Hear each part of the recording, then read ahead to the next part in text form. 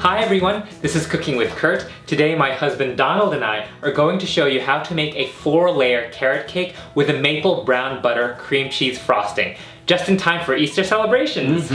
A carrot cake recipe was requested by a lot of you, so we hope you like this video. We're going to start by browning some butter. Take a small saucepan, add in 2 sticks of unsalted butter, and melt it over medium heat. Once the butter has melted, continue heating, allowing it to brown, while keeping a close eye on it. It is done when it turns into a golden brown amber color, and it starts to smell nutty. When it reaches that color and smells nutty, turn off the heat and transfer the brown butter into a clean bowl. We're going to rest this brown butter in the fridge for about 1 to 2 hours until it becomes solid again. In the meantime, we're going to make the cake layers. Place your oven rack in the middle position and preheat your oven to 350 degrees Fahrenheit. Take some large carrots, peel and grate them until you have 3 cups of grated carrots, which will be about 3 to 5 carrots depending on the size of your carrots. Take a half sheet pan, which is 13 by 18 inches, and butter the sheet pan generously. Line it with parchment paper and butter the parchment paper as well. Then take a large mixing bowl and a sieve. Add in 2 cups of all-purpose flour, 1 teaspoon of baking soda, 2 teaspoons of baking powder, 1 teaspoon of table salt, 1½ teaspoons of ground cinnamon, half a teaspoon of ground nutmeg, half a teaspoon of ground ginger, half a teaspoon of ground cloves, and 1/4 teaspoon of ground allspice. Sift this together to combine. Then take the bowl of your stand mixer, add in 1 1/3 cups of granulated sugar, 1 cup of vegetable oil, half a cup of crushed pineapple, fresh or from a can, and 2 teaspoons of vanilla extract. Attach the paddle attachment and mix these wet ingredients together on medium speed till it's smooth.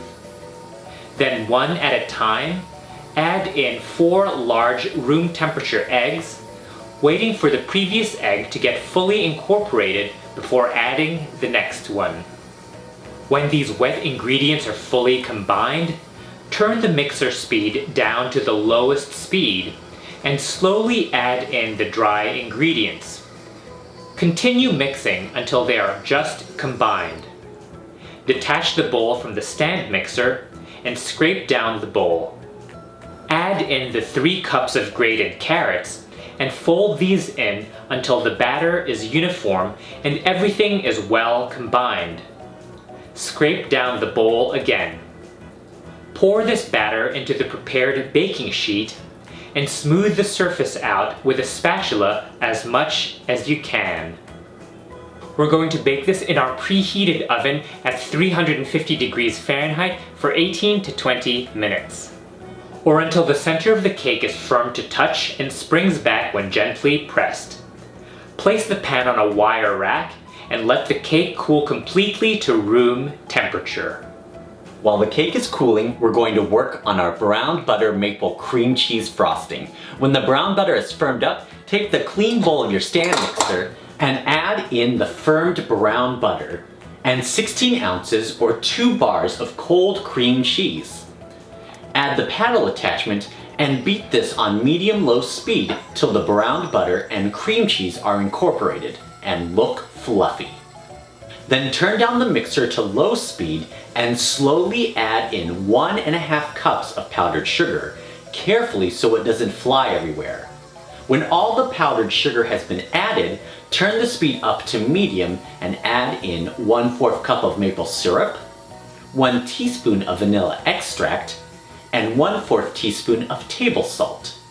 Turn the speed up to medium-high and continue mixing for 3 to 5 minutes until the mixture is smooth.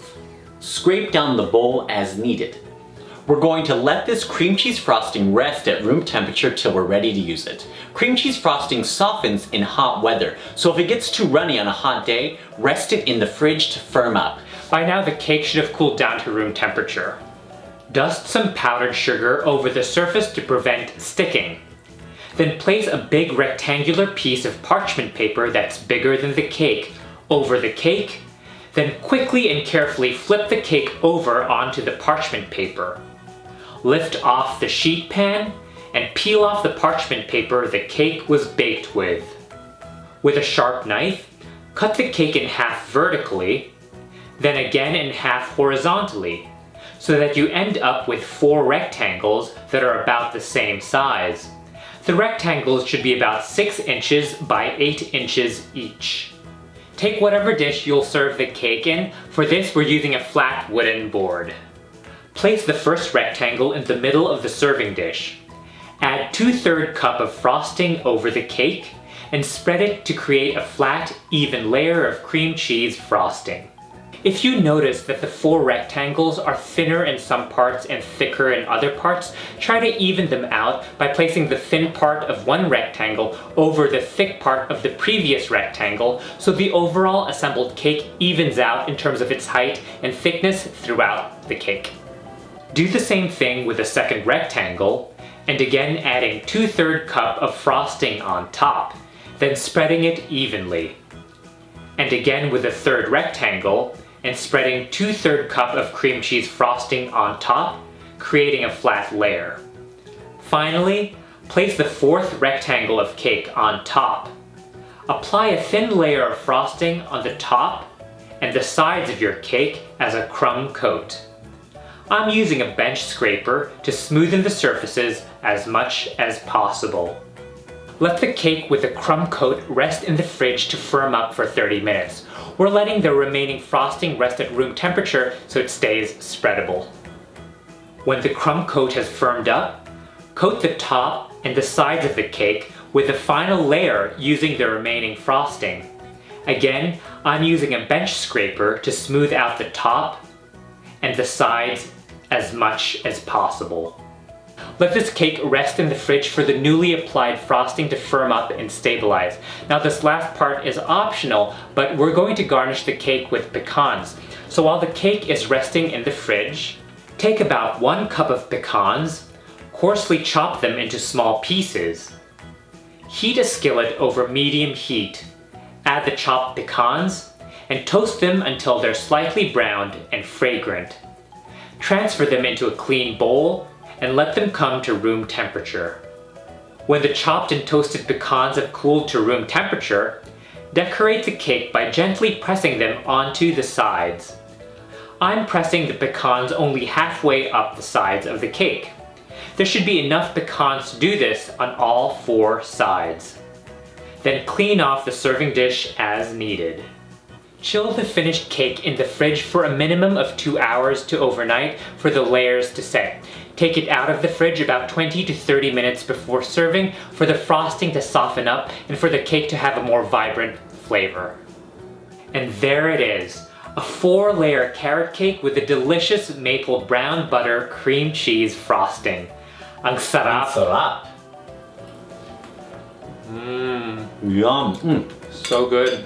This cake is so moist and fluffy. And I love that amazing texture that the carrots provide and the nutty flavor of the browned butter.